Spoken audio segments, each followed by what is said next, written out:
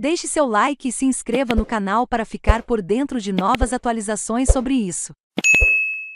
Atos do 1º de maio marcam o retorno das manifestações após a pandemia. O 1º de maio deste ano é marcado pelo retorno dos trabalhadores e trabalhadoras às ruas após a pandemia de Covid-19. Atos agendados em todas as capitais darão a tônica da mobilização por emprego, direitos, democracia e vida, bandeira do encontro de 2022. Apenas em Brasília, 7 manifestações estão programadas, a partir da manhã, na Esplanada dos Ministérios, na rodoviária do Plano Piloto, e em frente ao Congresso, conforme informações da Secretaria de Segurança Pública do Distrito Federal. A pauta de reivindicações é típica para o período eleitoral marcado por inflação sem trégua, baixos salários e profundas mudanças no mercado de trabalho. Na última semana, o indicador internacional mostrou como está complicada a situação do trabalhador brasileiro, que não para de ver a renda encolher por conta da inflação, que subiu mais de 12% na prévia de abril. Conforme levantamento da Agência de Classificação de Risco, Austin Rating, elaborado a partir das novas projeções do Fundo Monetário Internacional,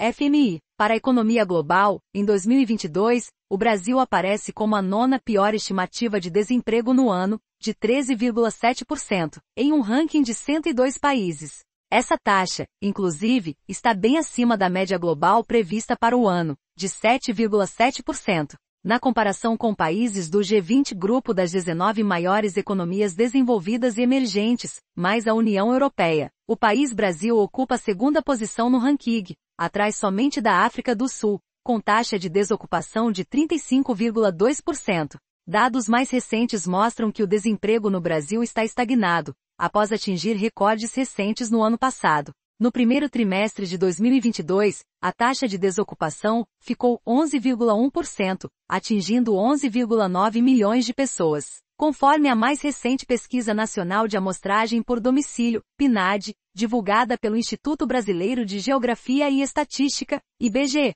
No trimestre encerrado em dezembro do ano passado, o contingente de desocupados era parecido, de 12 milhões. Já no primeiro trimestre de 2021, esse número era bem maior, de 15,3 milhões e a taxa de desemprego estava em 14,9%, pico histórico da pesquisa do IBGE. Pouca reposição logo, a redução do número de desempregados é gradual, mas a renda do trabalhador encolhe sem parar e perde para a inflação. A média salarial no trimestre encerrado em março foi de R$ 2.548, dado 8,7% abaixo do registrado em igual período de 2021.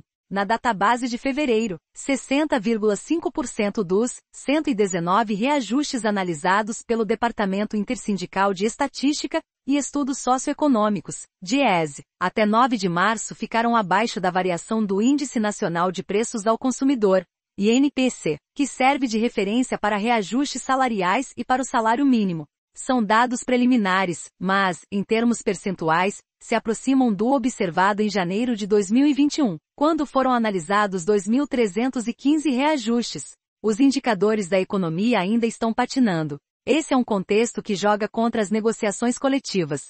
O que temos observado é que as categorias mais sindicalizadas estão conseguindo repor, pelo menos, o INPC. É um cenário de muita instabilidade e vai requerer muita atenção dos trabalhadores, que tem de focar no poder de compra, explica o sociólogo Luiz Ribeiro, técnico responsável pelo acompanhamento das negociações do DIESE. Subutilizados. A população de trabalhadores subutilizada representa um dos maiores desafios nacionais. De acordo com o IBGE, é considerado subutilizado quem está desempregado, que trabalha menos do que poderia, que não procurou emprego mas estava disponível para trabalhar, ou que procurou emprego mas não estava disponível para a vaga. Em março, essa população chegou a 26,8 milhões de pessoas, enquanto a população subocupada por insuficiência de horas trabalhadas compreende 6,5 milhões de brasileiros. Juntos, seriam quase 33 milhões de pessoas trabalhando abaixo daquilo que conseguem produzir. Mais grave ainda, a população desalentada ou aquela que parou de procurar emprego chega a 4,6 milhões de pessoas em idade e condições de produzir e representa 4,1% da força de trabalho. Desempregada, a professora Elisângela Alvarenga de Souza, 41 anos, natural de imigrante, ES, já pensou em desistir de procurar emprego. Mas a necessidade sempre falou mais alto. Chegar ao dia do trabalho em 2022, pós-graduada, com experiência profissional e sem trabalho é frustrante, e muitas vezes, desesperador, principalmente na segunda quinzena do mês, quando a geladeira esvazia. No mercado de trabalho real, aquele que não é o da plataforma virtual de emprego, mais se fala em demissão do que em contratação. Muitas das novas vagas são admissões com menores salários, que se deram em função da demissão de antigos funcionários mais bem remunerados, relata. Formalidade no mercado de trabalho formal, há algumas ilhas de esperança, com 41,2 milhões de trabalhadores atualmente. A construção civil é um dos setores que vem recuperando o ritmo da geração de empregos. Só em 2021, segundo o Cadastro Geral de Empregados e Desempregados, CAGED, do Ministério do Trabalho e Previdência, o setor registrou aumento de 150% na geração de novas vagas. Foram, ao todo, 244.755 novos postos de trabalho. Em Goiás, o setor criou quase 9.000 vagas. Em Valparaíso de Goiás, o setor imobiliário deve garantir bons números neste ano. Somente nas obras do bairro planejado Reserva do Vale, devem ser criadas mais de 700 vagas até dezembro. Um dos trabalhadores recém-contratados é Kleber Almeida, 35 anos, casado e com 2 filhas pequenas. Contratado há 40 dias, ele está feliz com o salário de R$6,6 mil para atuar como encarregado de obra, após ter ficado desempregado de setembro de 2021 até março deste ano.